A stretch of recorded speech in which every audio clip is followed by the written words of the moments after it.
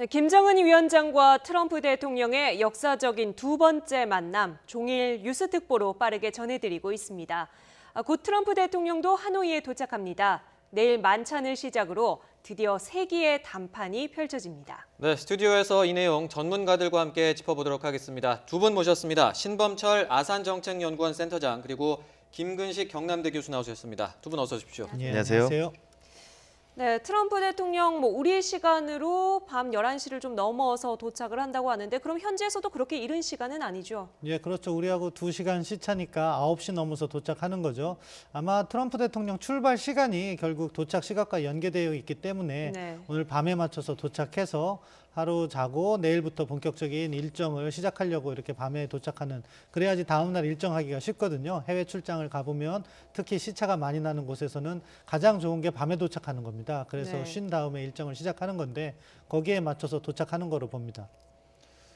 아까 저희가 뉴스 시작할 때 홍성욱 기자가 중계를 하면서 폼페이오 미 국무장관이 아까 한 9시, 우리 시간으로 9시쯤에, 그러니까 1시간쯤 전에 호텔을 나섰다 이런 이야기가 있었거든요. 이런 움직임은 좀 어떻게 볼 수가 있을까요? 이제 김영철 부위원장을 만나서 마무리 단계 협상을 할 가능성이 높다고 봅니다. 결국 내일 저녁이면 벌써 이제 정상 간의 만남이 시작되고, 만남이 시작되면 그 흐름 자체는 밑에 실무진이나 그런 고위급에서 통제할 수 있는 상황이 아니에요. 정상회담은 정상 간의 대화고 거기에서 중요한 결정이 나버리면 그것을 실무진은 이행하는 문제로 넘어가기 때문에 그때까지 최선의 조율을 다 하기 위해서 접촉을 하고 있지 않나 추정해 봅니다. 네. 실무진들은 마지막까지 협상을 거듭하는 네. 모습. 트럼프 대통령은 지금 한 18시간 반 정도로 비행을 해서 온다고 하더라고요. 출발 직전의 메시지들을 좀 분석해 볼까요?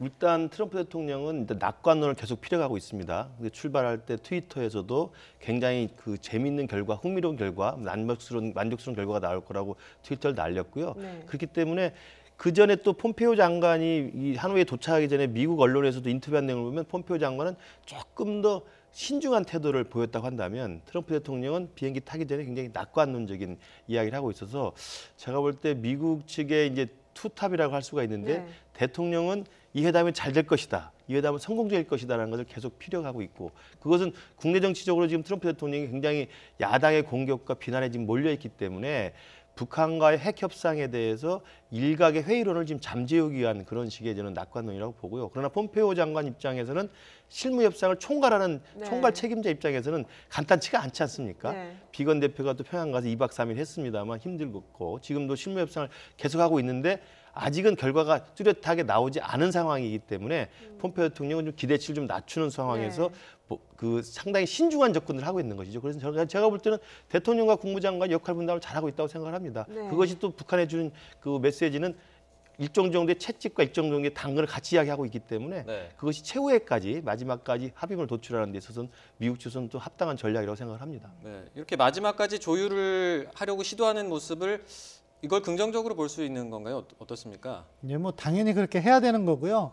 북한하고 협상을 해본 그 과정, 작년 싱가포르 정상회담 후담도 이렇게 들려와서 분석을 해보면 북한이 이것을 쉽게 합의를 잘 안 해준대요. 네. 그리고 어떤 부분은 남겨서 이것은 실무선에서 정할 것이 아니라 윗선에서 정할 문제입니다. 그렇게 얘기하면서 미루는 거죠. 그렇기 때문에 실무진 회담은 그 소위 말하는 괄호, 합의문의 괄호를 최대한 좁혀놓는 것이 역할이라고 보는 것이고요. 아마 이번에도 비핵화의 주요 의제 중에 합의가 어느 정도 된 부분이 있고 합의가 되지 않은 부분이 있는데 네. 그런 부분은 이제 트럼프 대통령과 김정은 위원장이 만나서 최종적으로 결단을 내리는 거죠. 네. 그래서 이제 영변이 합의됐으면 영변 플러스 알파는 정상 간의 합의로 이렇게 남겨두고, 그렇다면 영변이라고 하더라도 거기서 민감한 이슈들은 아마 공란으로 되어 있을 가능성이 높은데 그 부분을 최대한 좁혀놓는 것이 실무진의 역할이고, 그거를 통해서 외교가에서 나오는 말처럼 실패한 정상회담은 없다. 즉 성공적인 정상회담을 만들기 위해서 준비하는 거죠. 네, 먼저 도착한 김정은 위원장이 오늘 동선을 좀 볼까요? 네. 호텔에 들어가서 한동안 나오지 않아서 궁금했는데 6시간 만에 나와서 첫 일정이 북한 대사관이었습니다. 일단 6시간 정도 그 내부에서 좀 휴식을 취했을 가능성이 있고요. 왜냐하면 65시간을 달려왔기 때문에 굉장한 여독이 있을 겁니다. 네. 물론 뭐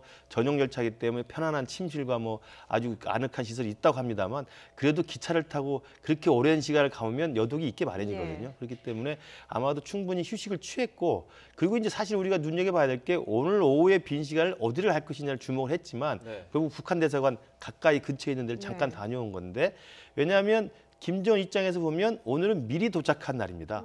내일부터가 공식 일정이 시작되는 거 아니겠습니까?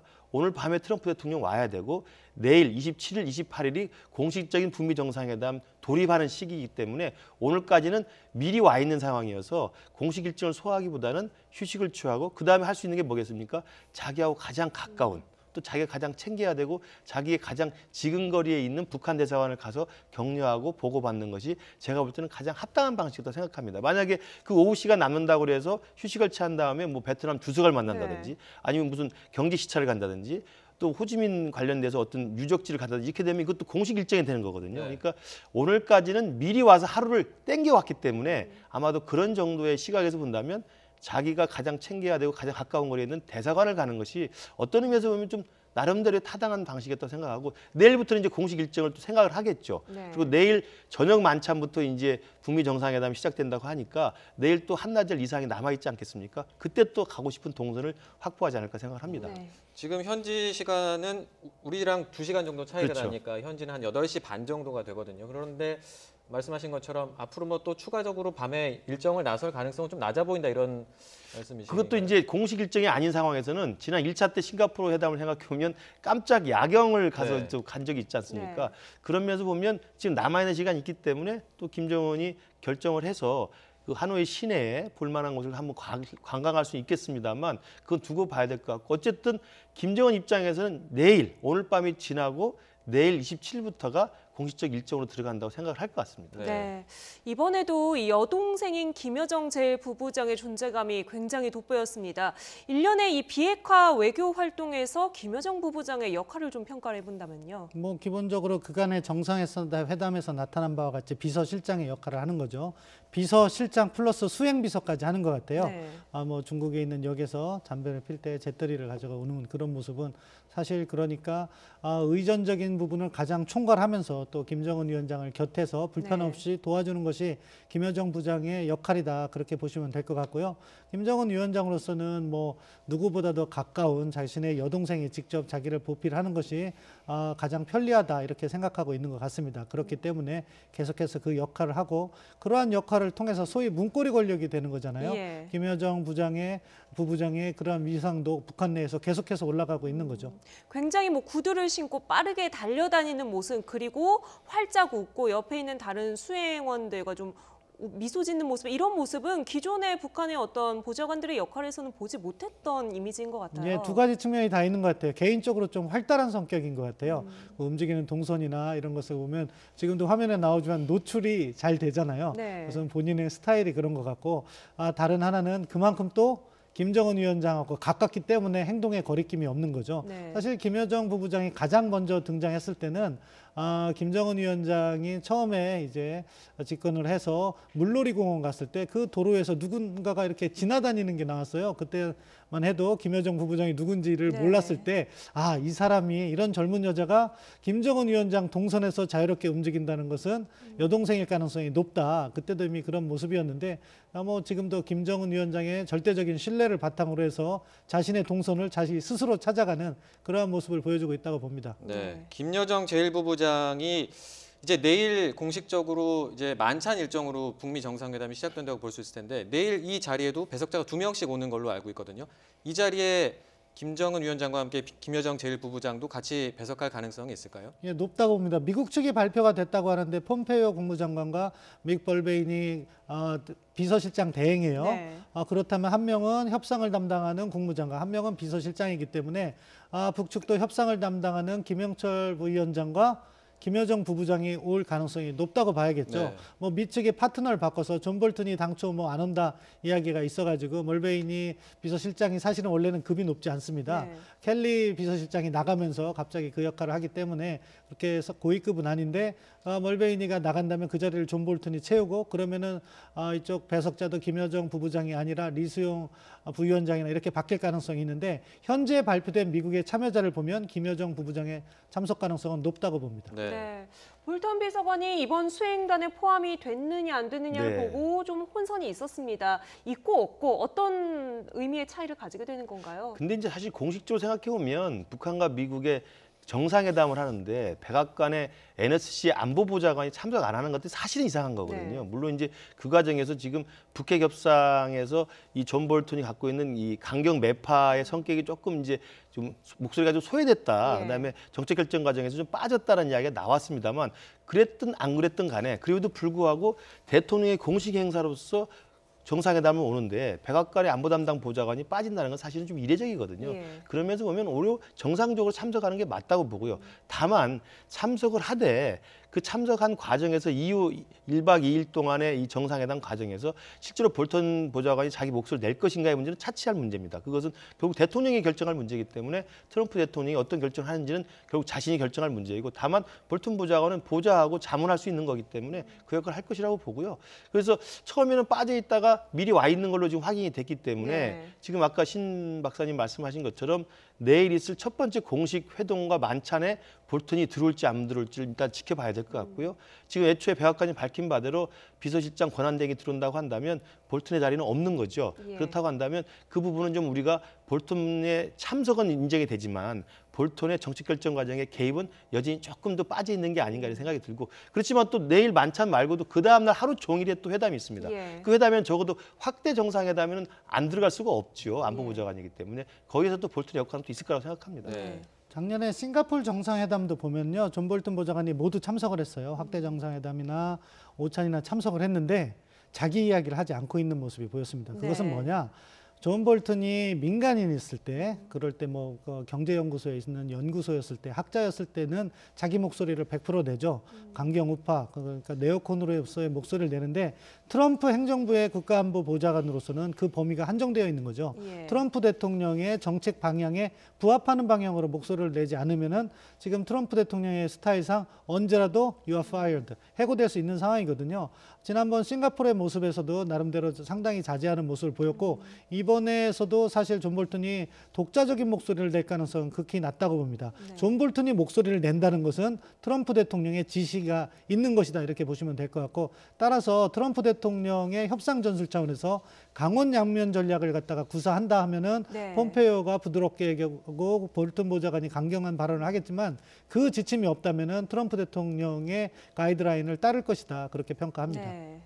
이제 내일이면 공식적으로 이제 북미 정상회담이 또 2차 정상회담이 시작되는 건데 내일은 약간 친교 일정에 좀 무게 중심이 쏠려 있다 이렇게 봐도 될 것 같은데요. 앞으로 좀 1박 2일 동안 어떤 식으로 진행이 되는지 좀 간략하게 설명 좀 해주시죠. 이게 지난번 싱가포르하고 가장 큰 차이점이 1박 2일이라는 거죠. 그런데 아쉽게도 내일 오후부터 본격적인 회담이 시작하는 것이 아니라 만찬부터 시작한다고 합니다. 그렇지만 만찬 전에 면담이 있는 것 같아요. 이것은 네. 회담이 아니라 간단히 상호 간의 의사교류를 갖다 하는 정도의 면담이고 만찬이 이어진 다음에 만찬 끝나고 공연을 할 가능성도 있는 것 같아요. 네. 오페라 하우스가 계속돼서 이야기를 하는 거고 또 현성월이 주목을 받는 거 봐서는요. 그렇게 하고 이제 내일 일정을 마치는 거죠. 사실 뭐 업무 만찬 성격이 있지만 첫 만찬, 첫 회동에서의 의미는 크다고 생각해요. 거기에서 어떻게 방향을 잡는가에 따라서 다음 날 정상회담에 반영될 내용이 달라질 수도 있다. 그렇게 보여지기 때문에요. 다음 날로 넘어가면은 이제 오전에 싱가포르 정상회담의 포맷과 유사할 것이라고 봅니다. 아침에 만나서 단독 정상회담을 하고 확대 정상회담을 하고 업무 오찬을 하고 그 과정에서 합의문 최종 조율을 하고 업무 오찬 끝난 다음에 산책 정도를 하면서 다시 한번 친교를 다지고 다시 이제 기자회견장에 돌아와서 합의문을 발표하는 네. 그러한 순서로 이어질 것 같은데 이번에는 한 번 또 관찰 포인트가 뭐냐면은 지난번에는 서로 발표를 한 다음에 김정은 위원장은 자리를 일어섰습니다. 네. 질문을 받지 않았죠. 이번과 같은 경우는 김정은 위원장이 보다 자신감이 생긴다면은 지정된 질문을 받을 수 있다. 네. 그러니까 뭐 우리나라나 뭐 미국처럼 자유롭게 질문하진 않을 거예요. 왜 그러냐면은 그럴 경우 북한 인권 문제를 미국 기자들이 질문할 네. 수가 있거든요. 네. 그렇기 때문에 지정된 질문은 받을 가능성이 있는데 그렇다면은 김정은 위원장의 대언론관도 한 단계 더 진전된 것이라고 볼 수 있기 때문에 과연 그러한 행사가 있을 것인지도 관전 포인트다. 그렇게 말씀드릴 수 있겠습니다. 지정된 질문이라고 해도 상당히 그래도 발전되어 있는 모습이다. 이렇게 볼 수 있겠군요. 저희가 이 하노이 선언을 두고는 빅딜, 스몰딜 이런 말을 많이 합니다. 이걸 나누는 기준이 있는 건가요? 뭐 제일 중요한 것은 지난 싱가포르 회담보다는 진전된 내용이 나와야 된다는 겁니다. 이건 문재인 대통령도 신년 기자회견에서 지난 싱가포르 회담은 굉장히 일반적이고 추상적인 것이었다. 그래서 이번에 하노이 정상회담은 좀 더 구체적인 게 나와야 된다는 걸 지금 주문하고 있기 때문에 비핵화와 관련된 그리고 또 비핵화는 이제 우리가 원하는 거고 미국이 원하는 거라고 한다면 또 북한이 원하는 체제 보장과 또 평화 체제에 대한 또 진전된 내용이 교환이 돼야 되거든요. 그래서 제가 볼 때 빅딜이라는 것은 비핵화의 마지막 입구까지가 아니라 출구까지가 정리가 되는 게 이제 빅딜이 되는 겁니다. 네. 그러니까 비핵화의 시작부터 비핵화의 마지막 완료되는 시점까지를 일정한 로드맵을 정리해서 문서화된 합의문이 나온다면 빅딜이 된 거라고 볼 수가 있습니다. 단순히 핵시설 동결해서 그렇습니다. 먹는 그게 게 아니라, 아니고 네. 마지막 최종의 핵폐기까지라고 하는 그 과정을 다소 포괄적이고 모호하지만 일정한 로드맵들을 문서에 담는다고 한다면 빅딜이라고 볼 수가 있는 거고요. 네. 스몰딜은 마지막 비핵화의 입구만 적는 거죠. 그러니까 출구를 정리하지 못하고 입구 정도를 이야기하면서 지금 계속 나오는 것처럼 영변의 폐기 그리고 플러스 알파 농축우라늄 시설 정도의 어떤 그 사찰에 의한 폐기 이런 정도만 이야기하고 그 이외의 내용은 추후에 협의한다. 이렇게 되면 이제 비핵화로 가는 첫 단추는 합의한 겁니다. 네. 입구는 합의했지만 출구는 어떻게 될지는 정리가 안 된 거거든요. 이 정도가 스몰딜이라고 생각을 합니다. 거기에 이제 미디엄딜도 있고 여러 가지가 있습니다만 그건 평화 체제에 관한 것, 체제 보장에 관한 것, 제재 완화에 관한 것들이 나름대로 비핵화의 각 단계별로 서로 간의 추가적인 상응 조치에 따라서 교환이 되는 거기 때문에 그런 교환의 단계와 시간표를 짜느라고 지금 비건 대표와 김혁철 대표가 머리를 싸매고 지금 서로 논의를 하고 있는 것이죠. 네. 트럼프 대통령이 하노이에 도착할 시각이 이제 얼마 남지 않았습니다. 저희도 계속해서 긴장을 하게 되는데요. 신범철 아산정책연구원센터장, 김근식 경남대 교수와 이야기 나눴습니다. 저희 이야기는 잠시 뒤에 트럼프 대통령이 도착할 즈음에서 이어가도록 하겠습니다.